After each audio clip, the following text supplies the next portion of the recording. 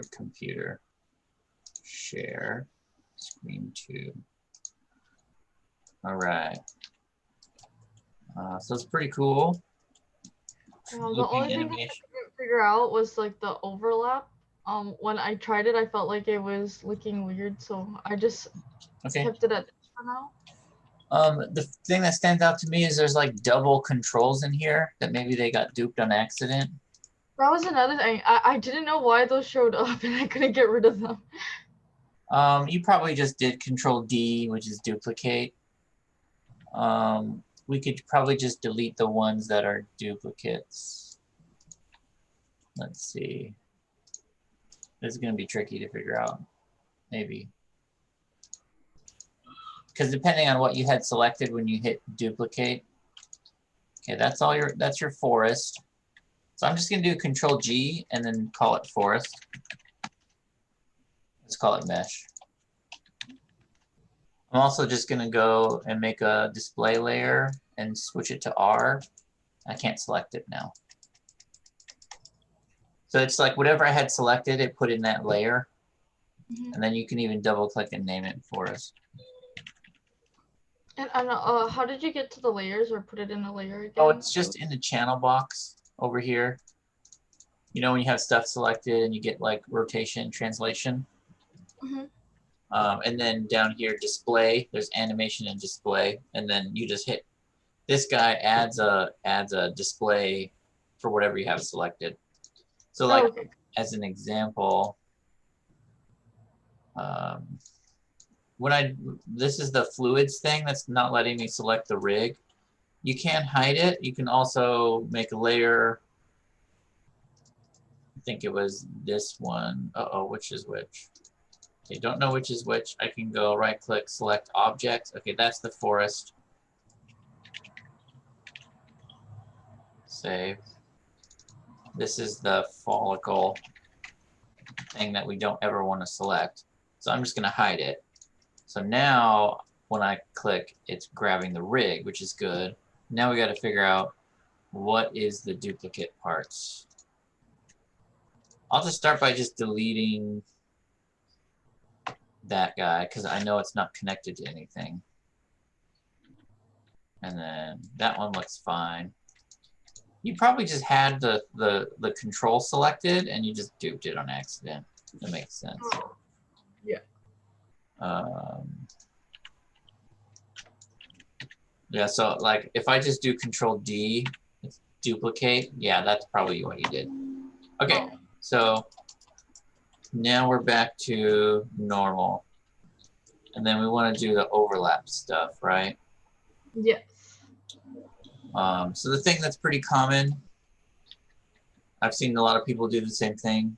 I do it in my video, but I don't think it's kind of made clear enough, is the tail. When the ball starts going back up, the tail should go down on that frame because of gravity. So I'm gonna just move this down. That's easy. You probably knew to do that already. I like on the frame before it impacts, I like to add some stretch. It looks like there was a very small amount of stretch. Oh yeah, you had some stretch. Cool. And then that's the squish and then the return. Okay, so once the bounce is looking okay, I'm gonna set a key here before, so I don't break it, and then this key is probably pretty good. Oh, I noticed some of your keys are not, you see how it's like on the frame here, it's like in between the frame, it's not like.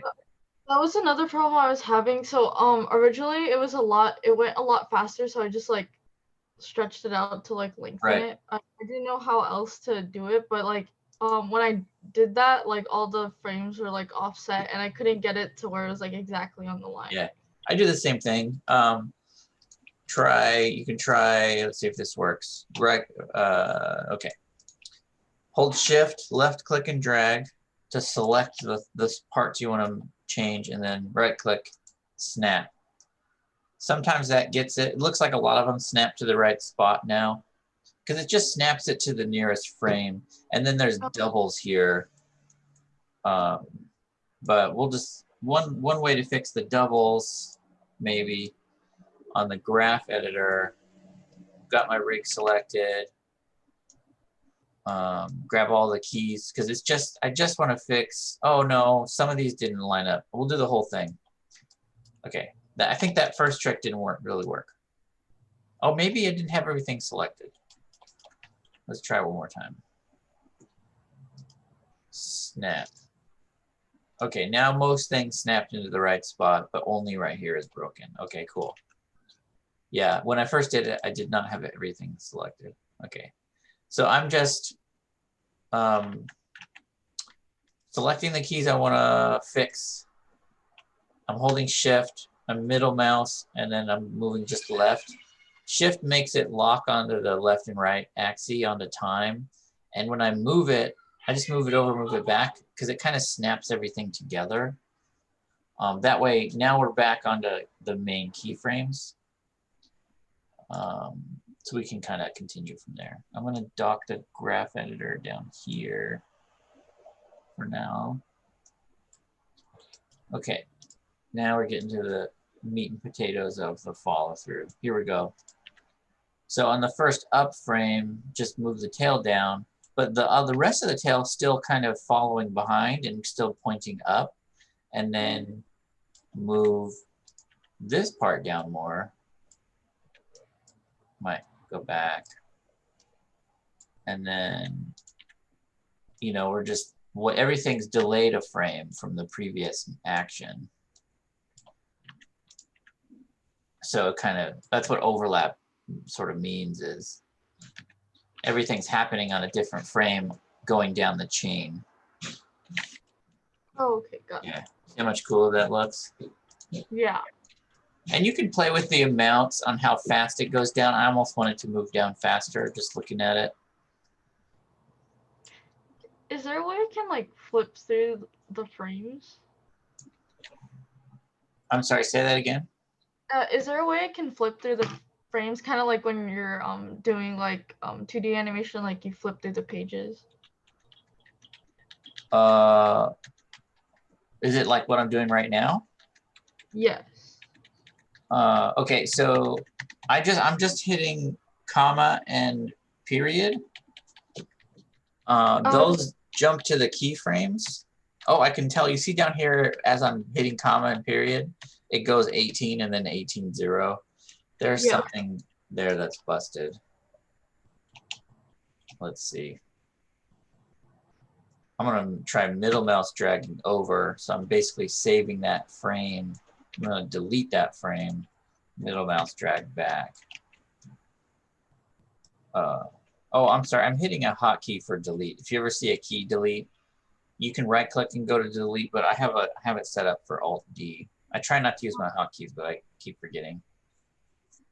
Okay, so yeah, if you wanna see all the frames, so period and comma jump to the keyframes, but if you hold Alt and do period and comma, it'll step through every frame.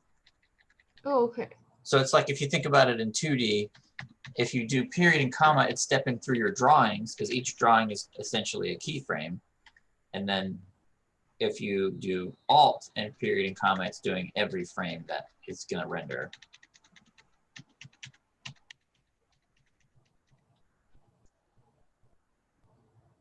And then what happens when you add this extra, just to look out for, when you add this extra like overlap here, it ends up, it's kind of holding the same pose right here, the tail, and it's not super interesting.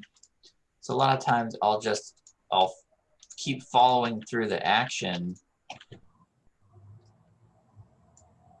and then I'll start bringing this tail up earlier. Uh-oh. Uh-oh, I hit one of my scripts on accident.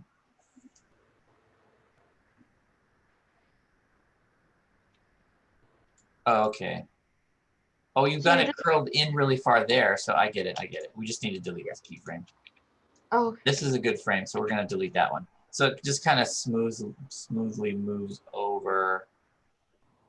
Oh, so we're not overlapping. Oh, right, because that's just hitting one pose, right?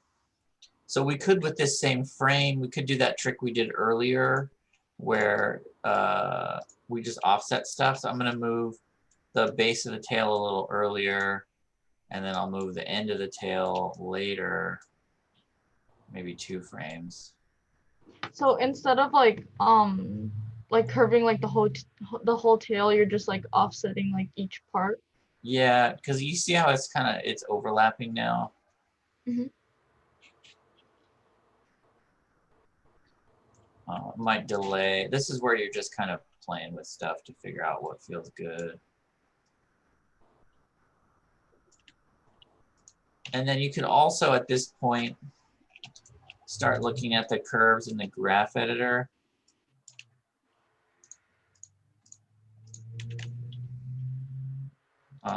I can tell like this, see how it goes up and then back down. That one's probably a problem. This one that goes straight up, that one's probably correct. Let's see. What is this? So I usually just wiggle the thing to see which one it is. I can tell this one's the top of the tail. So maybe I'll just make it keep going. And then this is the low position. And then it goes back up on the high. So I think this keyframe is probably one of my issues.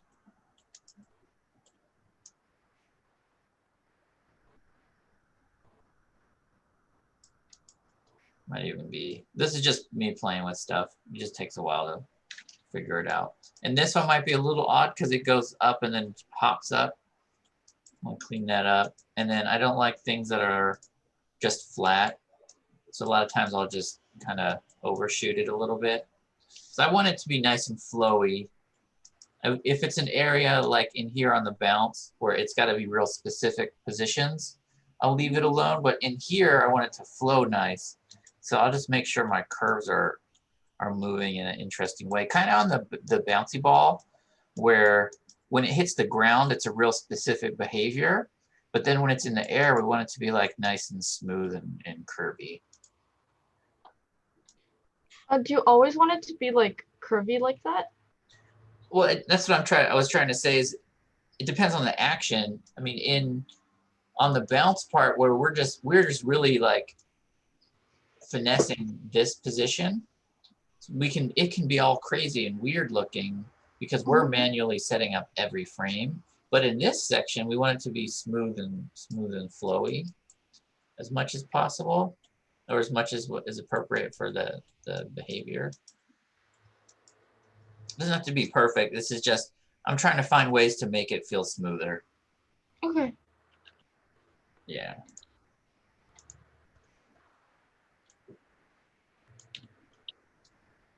And then you just kind of apply the same logic to right here, because this is a super cool pose, so I wouldn't want to lose this. We just, that next frame later, that's where you just got to start bringing the tail down.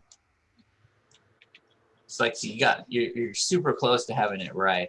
And you don't have to flip it all the way around, especially on smaller bounces. Mm-hmm.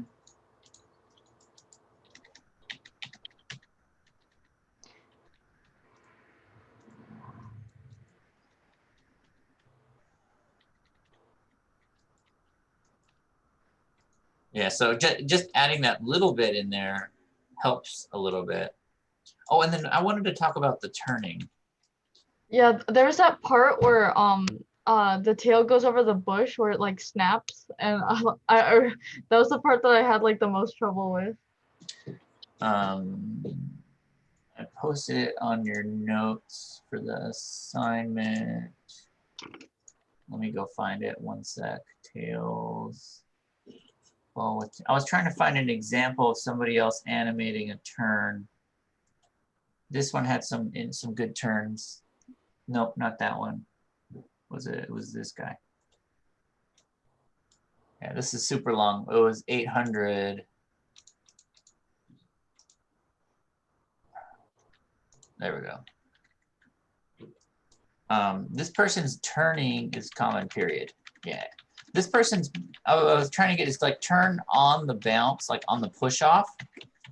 There is some turning that's happening, but most of the momentum is the rotation momentum should start on the bounce. and not Oh, mid-air.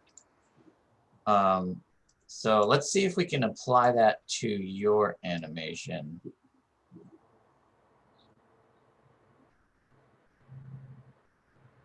Right, so what I'd start with, maybe right here, see how the ball kind of changes direction midair?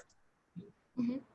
I think we should probably turn it to face the direction we want it to go in, right on the bounce.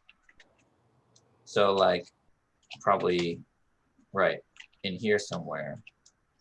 Maybe it finishes turning right here. And then the direction, we don't want it to change direction midair either. It's kind of the same idea because this one's changing. So that's where, that's your bounce. So maybe this just got offset on accident. Maybe you like did it correctly and then you started changing timing. Oh, yeah. And then I'll smooth that out a little. And then I think we're turning a little early there. Yeah, that's probably what happened. Is it kind of looks like you did it, but then you change the timing of where the bounces are. I think it's probably the same idea. We kind of want to move in a straight line to the next. So that's a super sharp turn.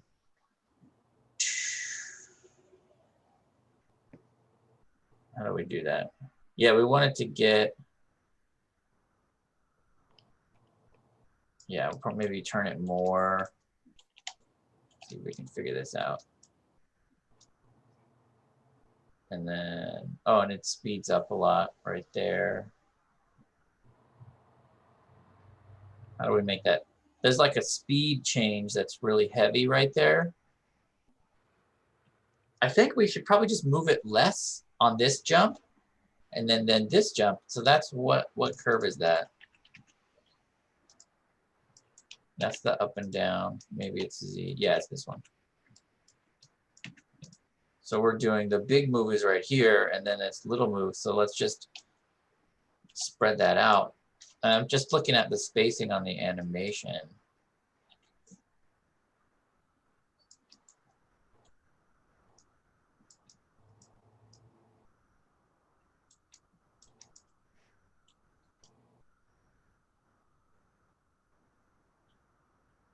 Should there maybe be like a bounce in between those two?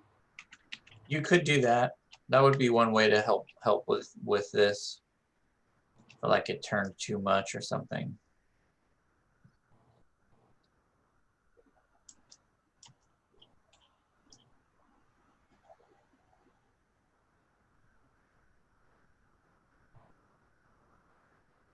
Yeah, maybe just quicker turns on the actual bounce part. Let's see how this is looking. That first drop seems kind of sudden. Let's check your Z curve. Oh, here we go. I might have broke this. When I started snapping stuff, there's a good chance I broke that. Okay. Okay. It's a little better. It's still feeling strange, but okay. So the next thing is the tail. You were asking about the tail. Did you do this twist right here on the tail on purpose, or is that an accident? Just wondering. Which twist? Could you go back through? Oh, right. I'm pretty. Right. Was an accident. Yeah. Okay, it kind of looks like it's on purpose. I can show you how to fix it, I think. Let's see. I think it was probably like a twist that happened later, but when I was moving things around, like it's just wrongly timed. I don't really remember. It's got to be this dip right here. I'm going to try running this tool, Euler filter, under curves. Yes, I think what was happening is it was just looping 360 somewhere. It just spinned all the way around and then all the way back on accident. I don't know why I don't have numbers here anymore. I have to look that up later. But this probably said like 360 or something. I'll undo. See how it like dips way down here? So this was well, I can see the values actually. So this is 250, negative 250. So we're going from 22 to negative 250. So that's like, you know, it flipped all the way around. So the other way to solve it is I could just drag this back up. If you forget about the Euler filter.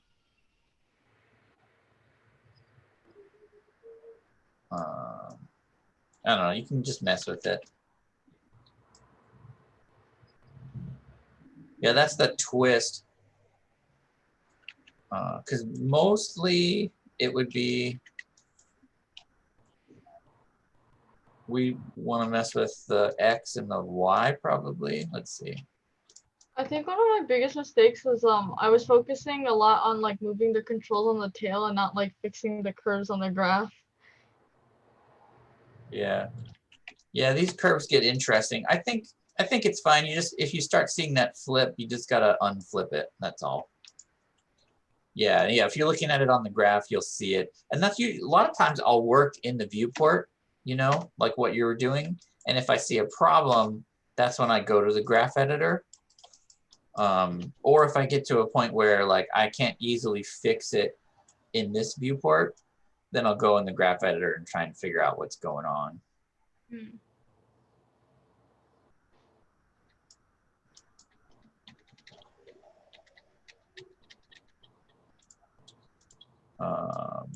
One more polished tip, I think. And you can kind of, I think you notice it the most in here. And this is especially helpful when you're making making it look like it's the one bouncing. Is make sure you get a pose where there's. Oh, it's like tilted back. Oh. Make sure you get a pose where there's like a contact position that's a little stretched, and then do a second pose on the ground and squish it down. And then if you're, this is what I like to do, is do 2 downs, 1 stretch and then 2 down on the ground, especially in cases where I'm trying to make the ball look alive. Maybe not, it doesn't have to be that extreme. And those are just like a frame apart, right? Yeah. So I'm going on the land, I'm going 1 connect, and then squish, and then more squish, and then boing. But maybe that's, I got rid of a lot of your in between, so it jumped up faster than it used to. I might look at the curves at this point, because on the jump, we want jumps to be nice and smooth and clean. And do we do that for like every time it like every contact pose? No, not necessarily. It's just more of a, it's just a cool trick to make the fox look more alive. See how much more like it just feels like it's making the contact with the ground? Yeah. Especially when you're doing stuff like you went, your curve goes, it's going lower, lower, lower, and then up. So I think it's maybe that's why I noticed it here more. I think it's especially important if you're going to change the height of the jump, because in these jumps, it's just kind of bouncing and decreasing in height like a regular bouncy ball. But in this case, you want to get it up higher. So that's where it has to go down and build up energy and then hop up. So I would say in this case, you're probably better off maybe only doing it here and leaving the rest kind of alone. It's really up to you. You could try both and see how it feels. Okay. So then I would even, or you could even go further than that, and you can exaggerate it more, because if you gave each of them the 2 or 3 contact poses, this is just me doing this because I think it's gonna be fun. I'm gonna move this out. You can right click. If you just want to insert a frame or 2, you can just right click and go keys, add in between. I want to do one more. This will be fun. Keys, add in between. So now we're going like, where's my contact pose? Uh-oh. Didn't do what I was hoping it. Oh, I bet you the curves are weird. Yeah. Because I added in betweens. I'm gonna flatten the curve out, this guy. And then I'll split it, make it nicer. So now it goes down, and then it's gonna squish a bunch of frames. And then I might make, now that there's a whole bunch of frames on the down, now I can get away with a push off. So you'll notice on the squirrel assignment, the push off is like really important. Because we could even do, why don't we do 2 push off frames? Because I think the push is more important than the actual landing. Let's see. That's the push, that's the land. We'll move these back 1 frame. So we got land, squish down, and then push back up. Mm-hmm. Yeah, that's starting to feel almost like a stop motion animation or something. Nerves, curves. It feels like more stop motion-y because it's the background you picked.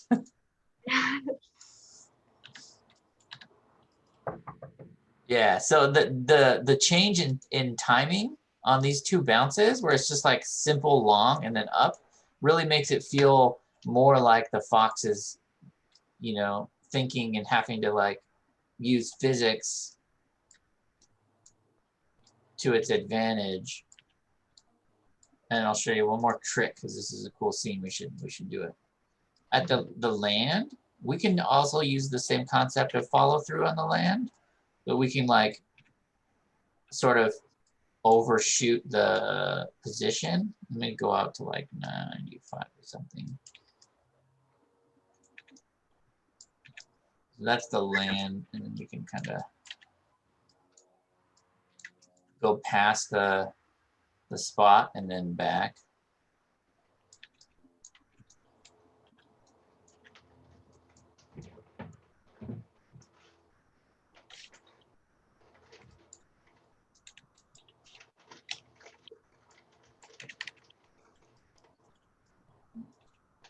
Here. I think I want to go here, middle mouse drag, overshoot. And then it's just, this is just me playing with it, trying to figure out. And then you can add some extra overlap on the tail too, because the tail kind of like suddenly stops. Oh, like maybe have it like shake. Yeah.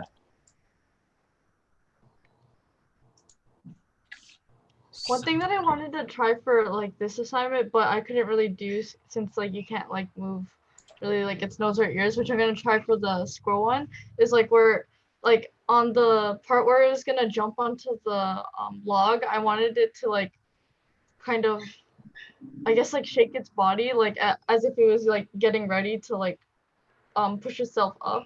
I don't know if that makes sense. Like Oh, like it kind of missed the log. kind of like I don't know how to explain it. It's like a thing that you can see in your head, but you can't explain it. It's just like it was getting ready to jump onto the log, and then it like pushes itself up. So it's like shaking its body, like. Oh yeah. Like, and like a really strong anticipation. Yeah.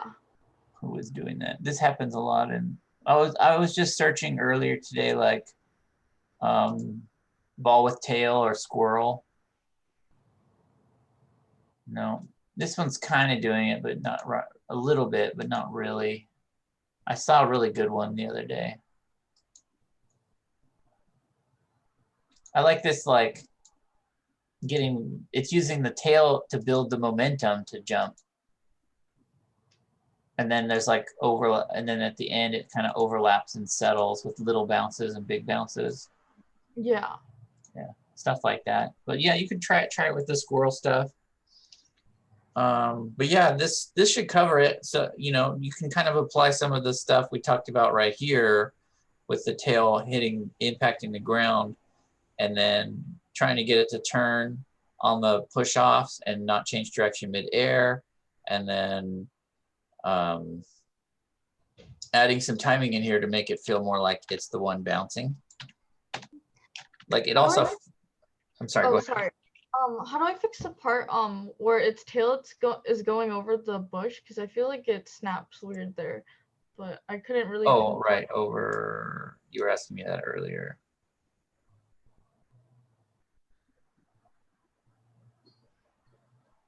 Oh, I think you just need to make the tail lag behind, if I'm understanding your question. Because the tail is right here, right? And then, so I think I sped the turn up, but it's the same concept. I'm just gonna make the tail.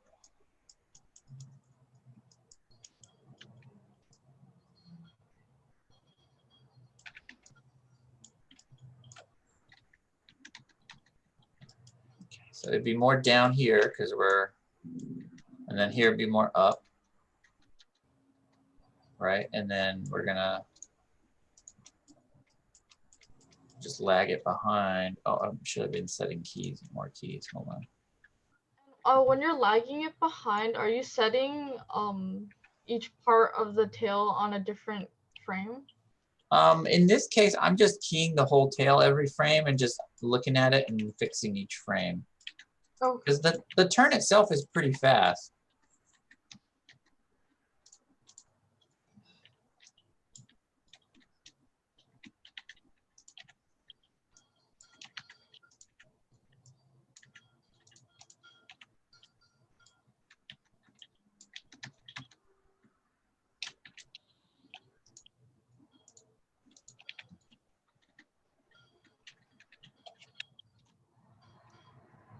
Oh, let me show you something. So sometimes if the tail gets into weird spots, you can just go to rotation and just 0 and enter. It just sets it back to a default position. Because in that case, it was easier for me to reset the tail and repose it than it would have been to manually fix every pose, every frame.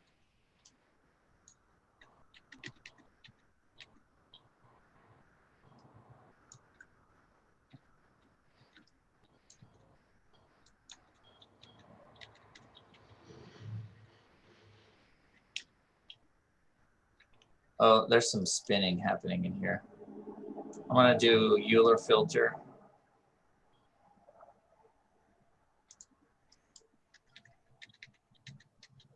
Oh boy, it got worse. I think this is a flip. One of these is flipping, maybe. See, 150. It's like a 180 spin. I'm just gonna move the blue one up. You just have to play with stuff as you, and eventually things start to work. Oh boy. I don't like that. So Yeah, that one was the hardest.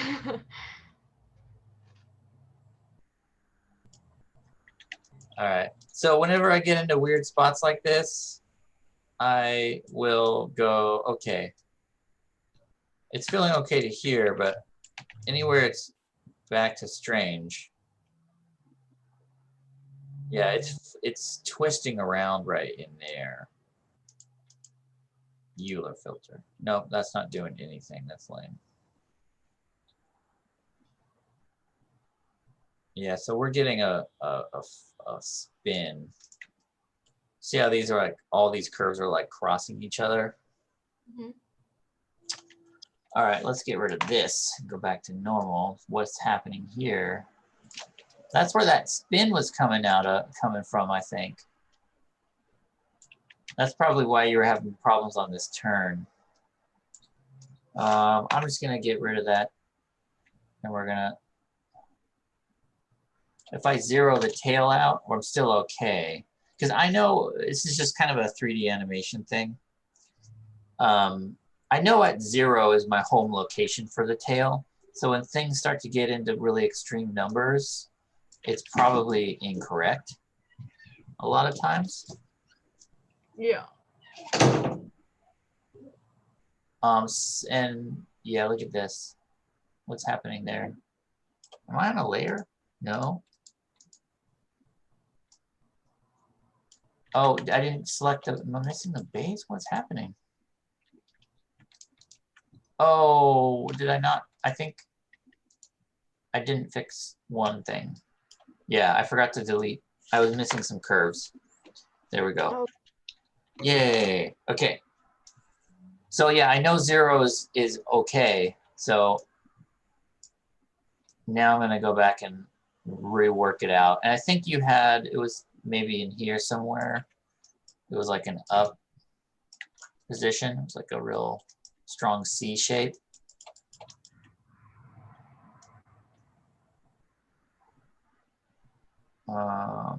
I'm also noticing another strange thing where I'm seeing a bunch of keys on the timeline, but I deleted the rotation keys.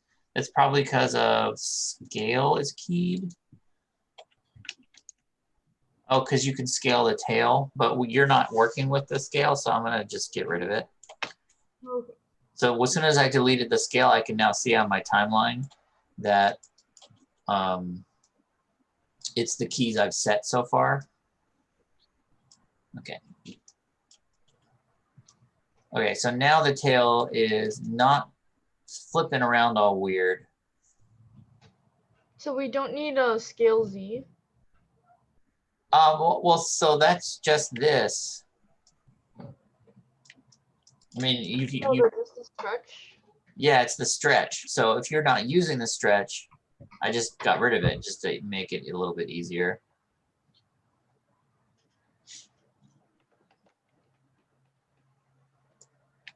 Yeah, so you could, once you get it back into this point, I think you could probably figure it out. And then like somewhere in here, the flip got strange, which is probably this. Maybe I'll do the same thing and just delete the key.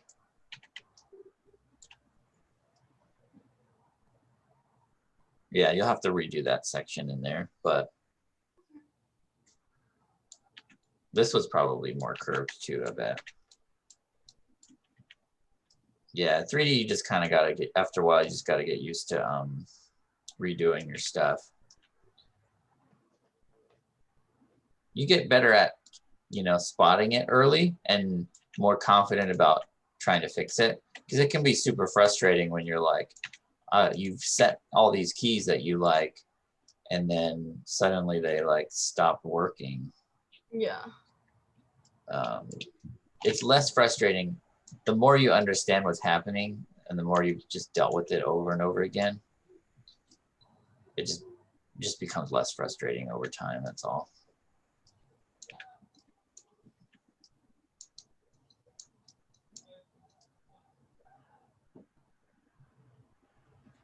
Yeah, but I think you've kind of got it. It's just a matter of spending as much time on it as you can. Yeah, and I deleted the end, so there's the settle on the tail's not there. Nice.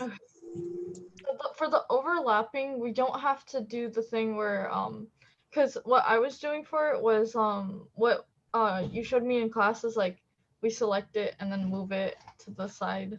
Yeah, sometimes that's pretty helpful, but it doesn't always work. It's not like in every time this is going to solve your problem kind of thing.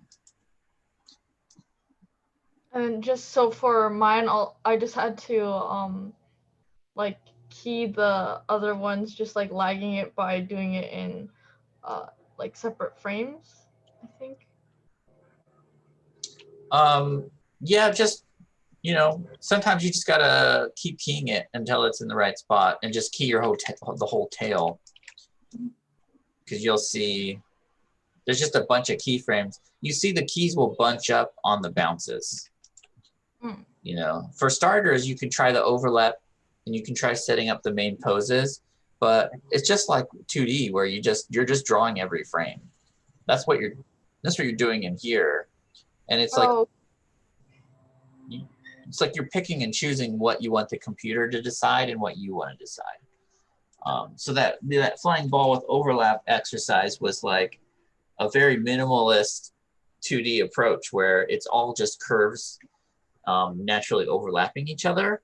And this is much more of a I'm just going to draw every frame kind of deal. And then in between the bounces, you can smooth it out, and you can see there's a lot of space in between the bounce. But then when it hits that bounce again, there's a lot of keys again, because we're being more controlled in what's happening. So for like some parts where like for example you key from one part to another, like just letting the computer do it, if it looks like a little odd, you just like put your own keys and like kind of guide it. Yeah, exactly. Okay. Most of the time when I'm working, I end up just animating on ones. Especially if it's a fast action. Like anytime there's a fast action, I just end up like every frame I've just keyed. Like, you know, when you're punching or running or doing all these heavy actions, you'd end up just keying everything. You'll find that's kind of true in the walk cycle when we get to the walk cycle assignment. And even with the squirrel assignment, the instructor sets a key on everything on the rig every 2 frames. So he's basically, for 2D animation reference, he's animating on 2s and letting the computer fill in the other keys. Yeah. Cool. Have any more questions? Nope, I think that's it. This really helped. Thank you so much. Would you be able to send me this file as well? It really helps me when I can just like look at like how you played around with things when I'm like fixing mine. Yeah, I'll post this video on the feedback page, and then I'll send you the animation. I'm gonna stop recording, so I think we're good there.